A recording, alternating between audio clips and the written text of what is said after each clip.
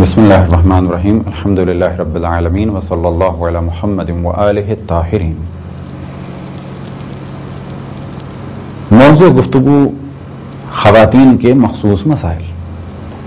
اب اس جانب ہم توجہ دلائیں کہ ہماری گفتگو اس وقت چل رہی ہے غسل کے موضوع میں، اور اگر آپ توضیح المسائل کو دیکھیں یا اگلے مرحلے میں تحریر الوسیلہ کو دیکھیں یا منہاج صالحین کو دیکھیں یا عروۃ الوثقی کو دیکھیں، تو جو گفتگو ہم کرنے والے ہیں یہ غسل کے ضمن میں بیان ہوتی ہے، گو کہ یہاں سے یہ گفتگو مخصوص ہے خواتین کے لیے۔ اب اگر ایسا کیا جائے کہ اس گفتگو کو عنوان دے دیا جائے کہ خواتین کے مخصوص مسائل، تو بھی صحیح ہے۔ اب ممکن ہے کوئی سوال کرے کہ اس گفتگو کو غسل کے ضمن میں کیوں رکھا گیا ہے، تو جواب یہ ہے کہ اب تک ہمارا موضوع تھا واجب غسل، اور اس کے بعد جنابت، پھر جنابت کے احکام، پھر اس کے بعد غسل ترتیبی، غسل التماسی، غسل کے احکام، پھر مستحب احکام۔ تقریباً یہ موضوعات رہے جو تفصیل سے آپ کی خدمت میں بیان کیے۔ اور جب غسل کی گفتگو ہو رہی تھی تو اس وقت ہم نے ایک موضوع کو ڈسکس کیا تھا کہ 7 غسلوں میں سے 3 غسل مخصوص خواتین کے ہیں اور 4 غسل مشترک ہیں خواتین اور مردوں کے درمیان۔ تو اب تک جو زیادہ گفتگو رہی وہ رہی غسل جنابت کے بارے میں، اور جرنل گفتگو رہی غسل کے طریقے اور غسل کے احکام کے بارے میں۔ اب گفتگو ہے مخصوص خواتین کے غسل کے بارے میں۔ تو توضیح المسائل میں جہاں تک ہم پہنچے ہیں، اس کے بعد گفتگو شروع ہوتی ہے استحاضہ سے، اور پھر حیض، اور اس کے بعد نفاس۔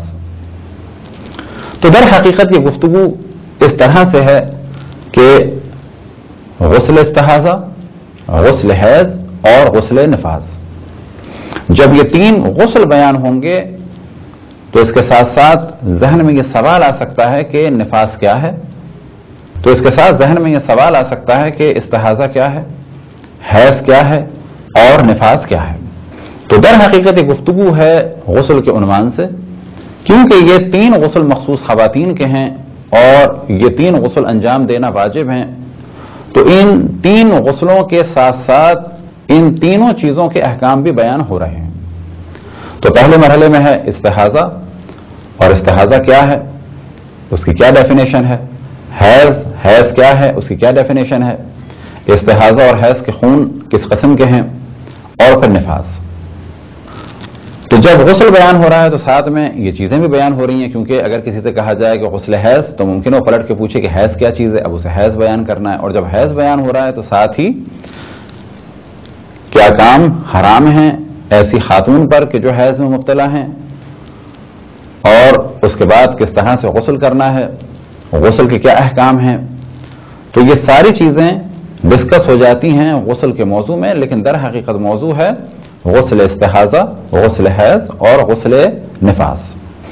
اور یہی وجہ ہے کہ جب یہ چیپٹر کمپلیٹ ہوتا ہے تو اس کے بعد گفتگو ہوتی ہے غسل مس میت کی، اور جب غسل مس میت کی گفتگو کمپلیٹ ہو جاتی ہے تو اس کے بعد ذکر کیا جاتا ہے مس میت کا، اور پھر ضمناً مردے سے متعلق بعض احکام کو بیان کر دیتے ہیں۔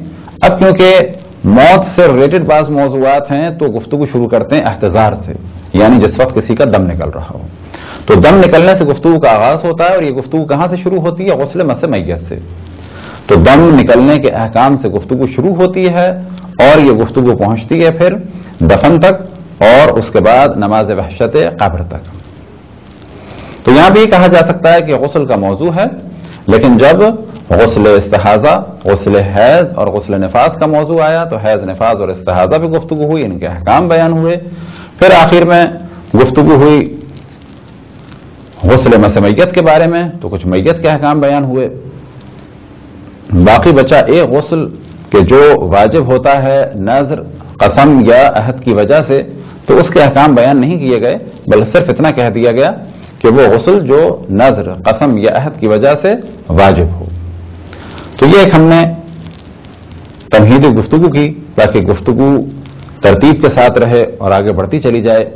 تو یہ ذہن میں رہے کہ یہ موضوع خاص ہیں، ان کا تعلق خواتین سے ہے.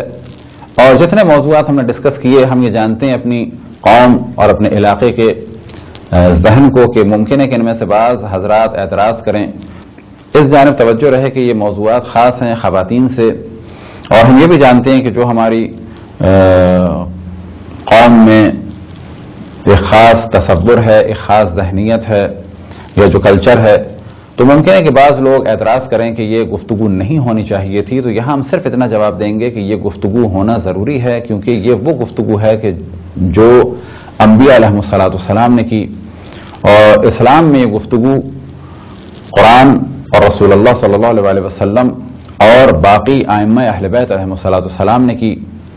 اور اس سے آشنا ہونا ہر مسلمان کے لیے ضروری ہے، خصوصاً وہ لوگ کہ جو مولا الموحدین امیر المؤمنین علی ابن ابی طالب علیہ السلام سے وابستگی کا اظہار کرتے ہیں.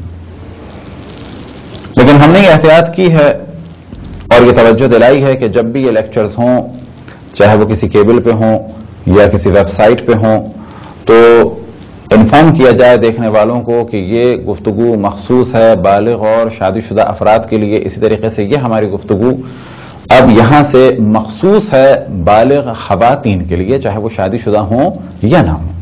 یعنی جو خاتون بھی اس قسم کے مسائل سے دوچار ہوں، اور بلا شک یہ مسائل شروع ہو جاتے ہیں بالغ ہونے کے بعد سے، تو ان مسائل کو جاننا چاہیے اور پھر اپنے بچوں کو، اپنے گھر والوں کو آشنا کرنا چاہیے. اسی طریقے چند خواتین ان مسائل کو سیکھیں اور تدریجاً اپنے گھر والوں کو بتائیں. گو کہ یہ مسائل بہت طویل ہیں اور کافی اس پر گفتگو ہوتی ہے تفصیل سے فقہی کتابوں میں، لیکن ہم انشاءاللہ کوشش کریں گے آسان طریقے سے جو لازم مسائل ہیں ان کو آپ کی خدمت میں بیان کریں. اور انشاءاللہ امید ہے کہ مومنین اس سے مستفید ہوں، کیونکہ یہ مسئلہ تمام مسلمانوں کے لیے ہے. اور دعا ہے کہ خداوند تبارک و تعالیٰ بحق محمد و آل محمد ہم سب کو اپنے رسول، اپنے حجتوں، خصوصاً امام زمان علیہ السلام کی معرفت اور اطاعت کی توفیق عطا فرمائے. وصلی اللہ علی محمد و آلہ الطاہرین.